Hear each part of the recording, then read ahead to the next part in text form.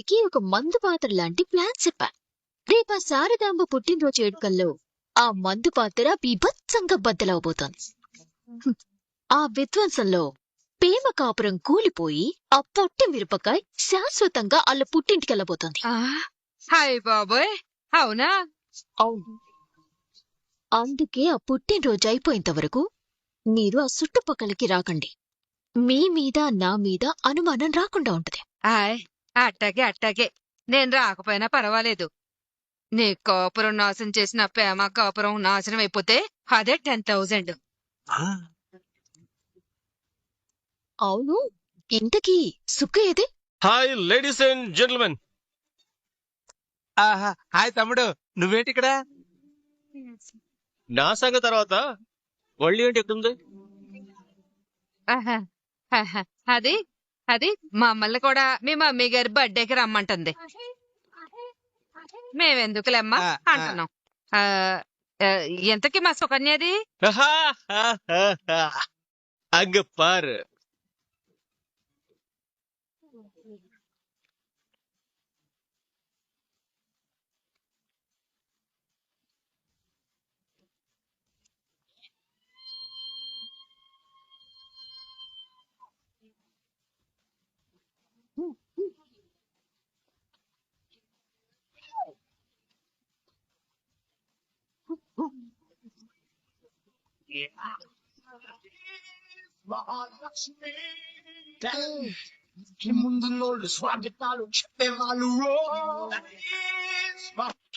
వావరు అందమైన సుక్కుని మీరెన్నాళ్ళు పాతపడ్డ సెక్కలా చేశారు.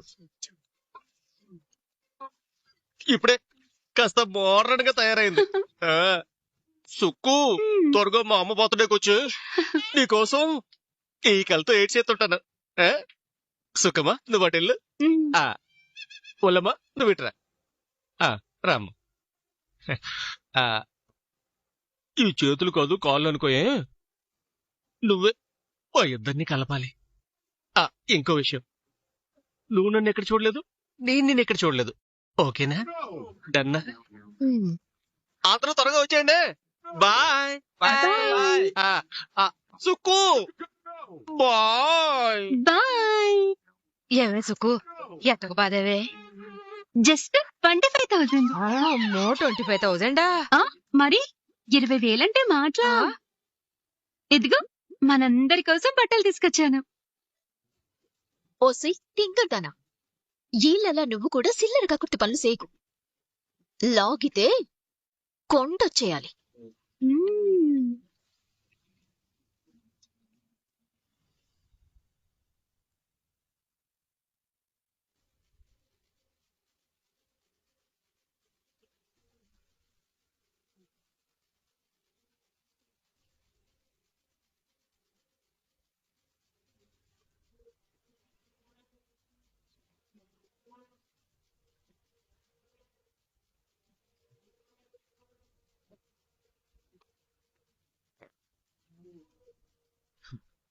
No doubt వదినా,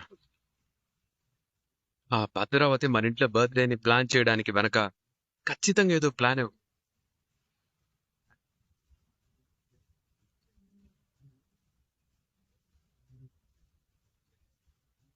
ధీరజ్, ఫుల్ కన్ఫ్యూజన్ రా. ఏ విషయంలో? అయినా సరేరా, ఒక డెసిషన్ కి రాలేకపోతున్నాను. ఏం చెయ్యాలో అస్సలు అర్థం కావట్లేదు తెలుసా? అర్ధరాత్రి పూట దెయ్యంలా తిరగటం నీకు ఎలాగో అలవాటే కదా, వెళ్ళేగురు.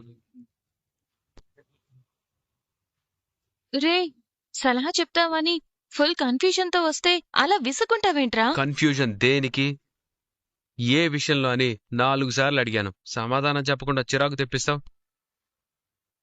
అది కాదురా, రేపు మా వాళ్ళందరూ వస్తున్నారు కదా, చుడిదార్లో రెడీ అవ్వాలో లేదంటే శారీలో రెడీ అవ్వాలో అర్థం కావట్లేదు. ఆహా, స్కూల్ యూనిఫామ్ లో రెడీ అవ్వు.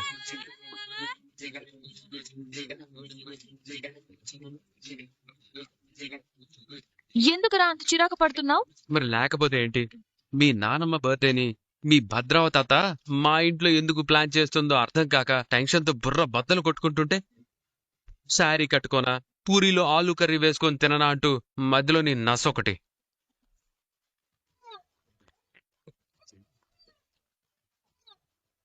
చెప్పవేంటి వదినా? నా డౌట్ కరెక్టా కాదా? ఏదో ఒక ప్లాన్ తోనే మన ఇంట్లో బర్త్డే ప్లాన్ చేశారా లేదా చెప్పు. ఆలోచిస్తుంటే నాకు అదే డౌట్ గా ఉంది ధీరజ్. ఆ భద్రావతి గారికి మన కుటుంబం మీద సడన్ గా అంత ప్రేమ పుట్టుకురావడం, మన ఇంట్లో పుట్టినరోజు చేయాలని ఆప్యాయత తన్నుకు రావడం, ఇదంతా ఆలోచించాల్సిన అనుమానించాల్సిన విషయమే. అంటే ఏంటక్క నువ్వు అనేది? మనుషుల మధ్య పగలు ప్రతీకారాలు ఉంటే మనుషుల్లో ఉన్న ప్రేమలు ఆప్యాయతలు చచ్చిపోతాయా? మీ కంటికి మా భద్రావతి అత్త అంత రాక్షసులా కనిపిస్తుందా? ఏయ్ రాక్షసి, మా ఉద్దేశం అది కాదు.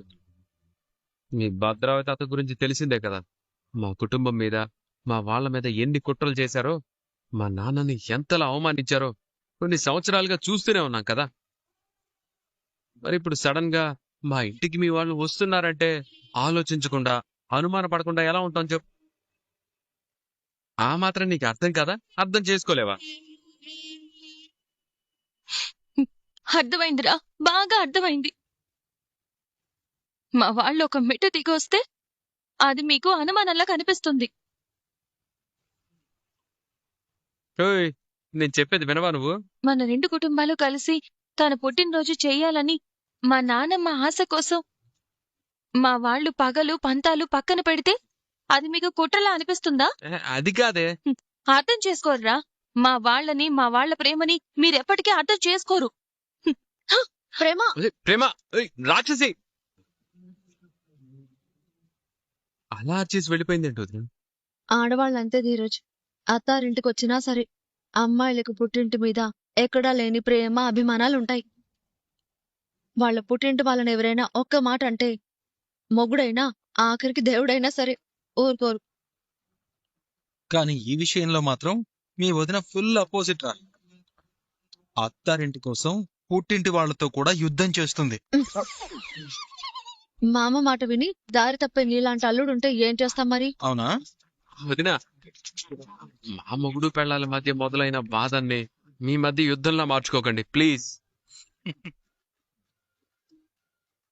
ధీరజ్, పుట్టింటి వాళ్ళు వస్తున్నారని ప్రేమ ఇంత హడావిడి చేస్తుంటే ఇక మీ అమ్మగారు ఎంత హడావిడి చేస్తారో.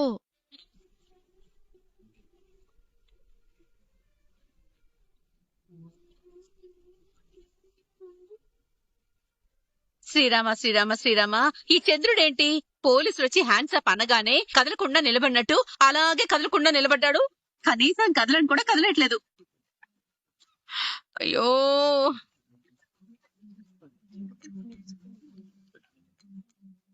ఈ గడియారం ఒకటి నత్త కంటే దారుణంగా నడిచి చేస్తోంది.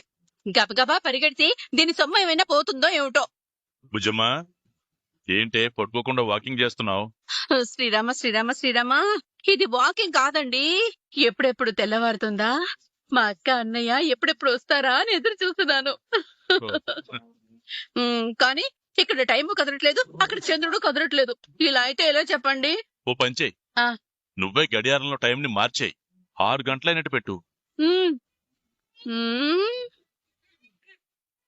చాలండి, మీరు మీ వెటకారం. టైం మార్చి 6 గంటలుగా పెడితే తెల్లవారిపోతుందా ఏంటి? నువ్వు ఇలా బయట పాదయాత్ర చేస్తుంటే తెల్లారిపోతుందా?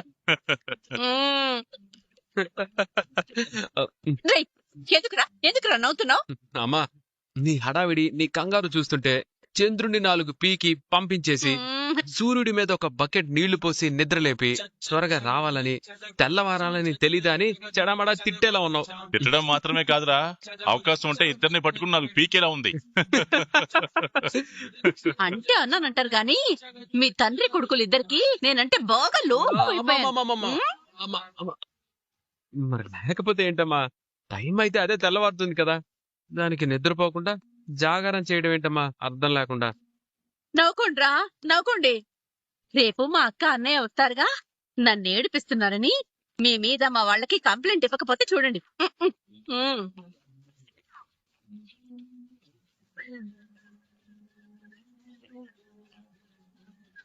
కంప్లైంట్ అంట నాన్న. శ్రీరామ శ్రీరామ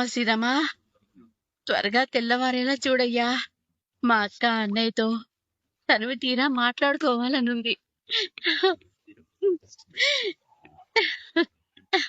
అమ్మేంటి నాన్న మరీ చిన్నపిల్లలా చేస్తుంది. 25 ఏళ్ల ఎదురుచూపులు కదరా.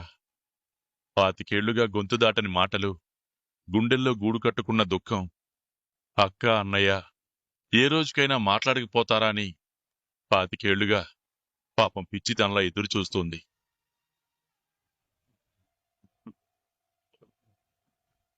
ఆ క్షణం రేపు కళ్ళ ముందుకు రాబోతుంది కదా. 25 ఏళ్ల దుఃఖం సంతోషంగా మారి ఆ సంతోషాన్ని ఆపుకోలేకపోతుంది. అమ్మని ఇంత హ్యాపీగా చూడ్డం ఇదే ఫస్ట్ టైం నాన్న.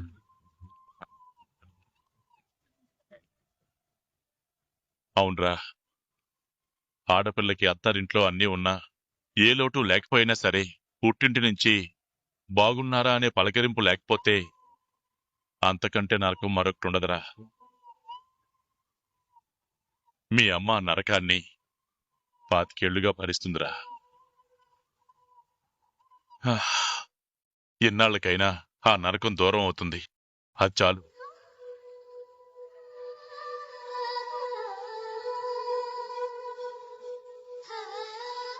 రే చిన్నోడా, వాళ్ళ గురించి నీకు తెలిసిందే కదా. వాళ్ళకి కాస్త అహం ఎక్కువ. ఏదో చిన్న చిన్న మాటలన్నా పట్టించుకోకు.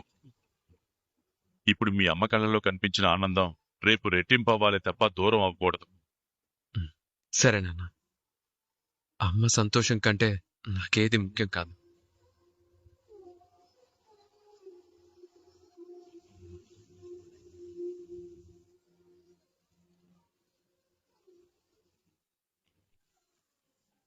అయ్యో,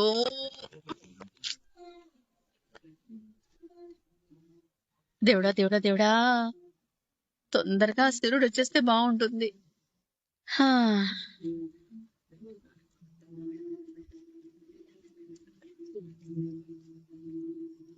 అయ్యో, తొందరగా తెల్లారితే బాగుండు.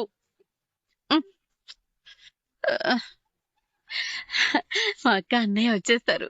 నేను బోల్డ్ అని కబుర్లు చెప్పుకోవచ్చు. అయ్యో, నేను ఈ ఆనందం తట్టుకోలేకపోతున్నాను. కానీ తొందరగా తెల్లారట్లేదే. ఏం చేయను?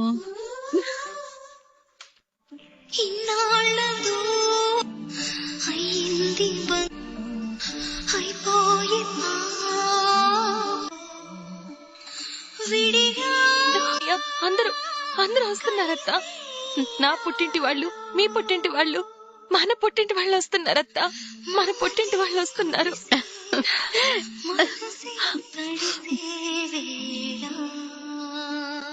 మనం మన వాళ్ళతో తనివి తీరా మాట్లాడుకోవచ్చు.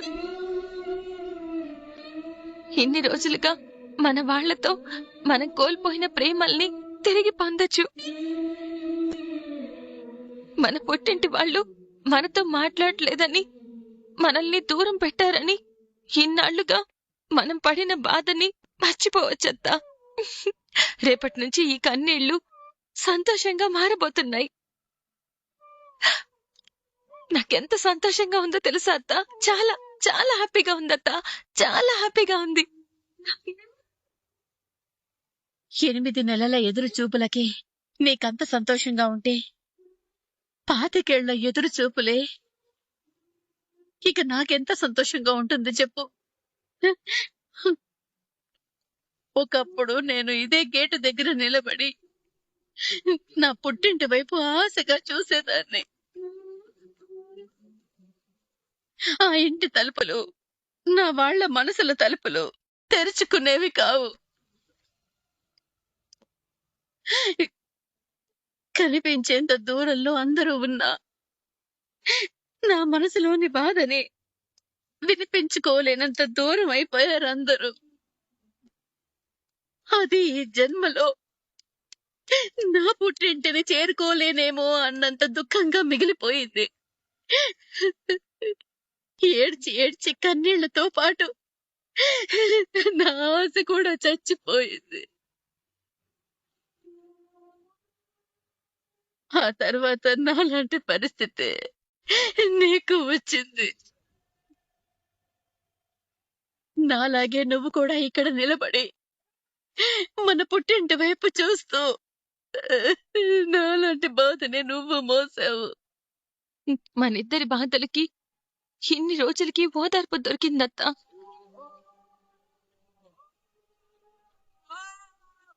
మన పుట్టింటితో మనకున్న దూరం చెరిగిపోయింది. మన వాళ్ళ మనసుల్లో మన మీదున్న కోపం దూరం అయిందత్తా. ఇక నుంచి ప్రేమగా పలకరింపులు, మనసులు నిండా మన వాళ్లతో ఆనందపు జ్ఞాపకాలు తప్ప ఇలా ఎదురు చూపులు, కన్నీళ్లు మనకుండవత్తా.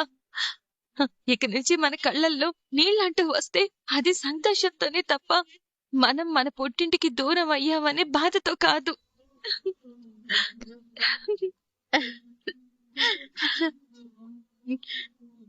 త్వరగా తెల్లవారి త్వరగా మన వాళ్ళు మన ఇంటికి వచ్చేస్తే చాలా బాగుంటుంది కదా.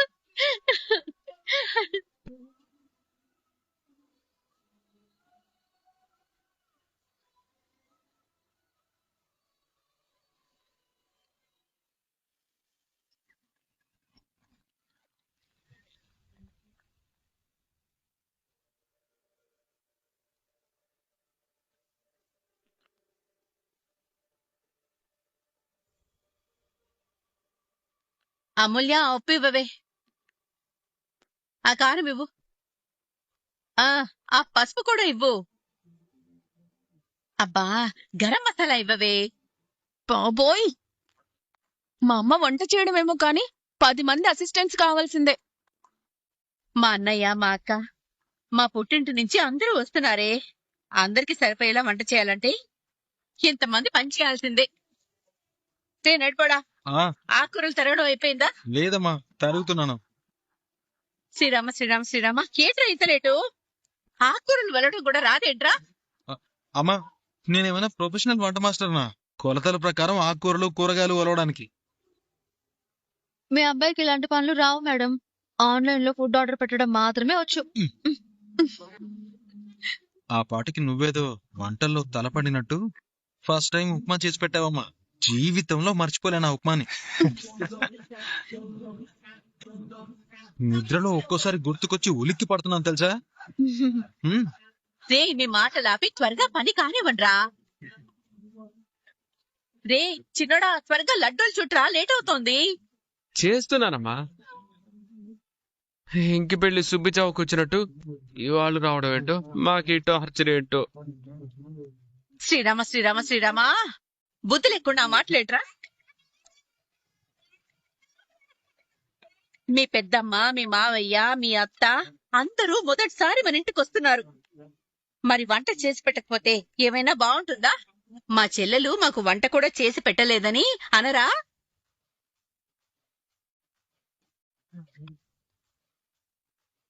అంటే అన్నానంటారు గాని మా వాళ్ళకి కడుపు నిండా వండి పెట్టకపోతే నాకెంత బాధగా ఉంటుంది చెప్పండి.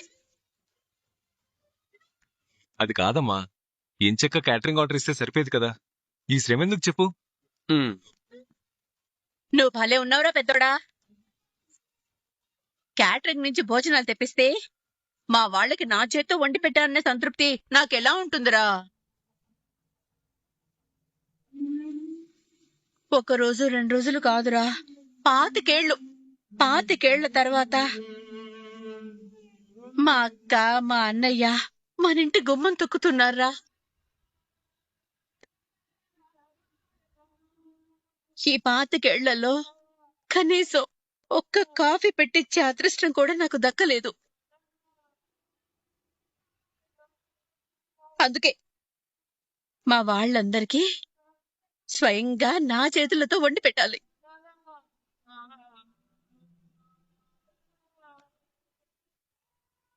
మా అక్కకి నేను వండి పెడితే ఎంత ఇష్టమో. మీకు విషయం తెలుసా? మా అక్క మొదటి ముద్ద నాకు పెట్టి తర్వాత కానీ తను తినదు. ఇప్పుడు మా అక్క ఇక్కడికి వచ్చిన తర్వాత ఖచ్చితంగా మొదటి ముద్ద నాకే పెడుతుంది.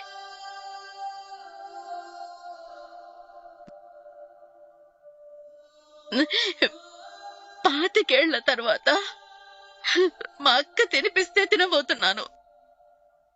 అది తలుచుకుంటుంటేనే ఆనందంతో కళ్ళల్లో నీళ్లు తిరుగుతున్నాయి.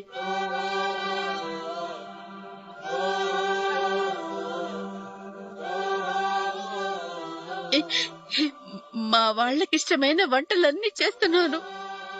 వాళ్ళు మనస్ఫూర్తిగా సంతృప్తిగా తినాలి. ఆ ఆనందాన్ని నేను జ్ఞాపకంగా దాచుకోవాలి. మరి ఆ ఆనందం ముందు ఈ శ్రమ ఎంతరా?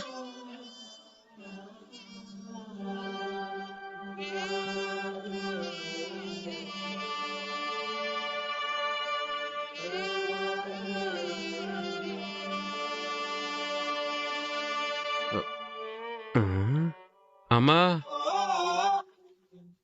నీ కోడలు నీకంటే ఎక్కువ ఎమోషనల్ అవుతుంది. ఏయ్, నాకు కూడా పుట్టింటి వాళ్లే కదరా, మరి ఎమోషనల్ అవ్వకుండా ఎలా ఉంటానురా? అలా అని నీ చేతితో వంటలాంటి ప్రయోగాలు చేయకు తల్లి. మొదటి ముద్ద దగ్గరే మాడిపోతాయి. రేయ్, నిన్ను- మళ్ళీ జన్మలో తినడానికి కూడా రేయ్, రారు. నిన్ను ఏయ్!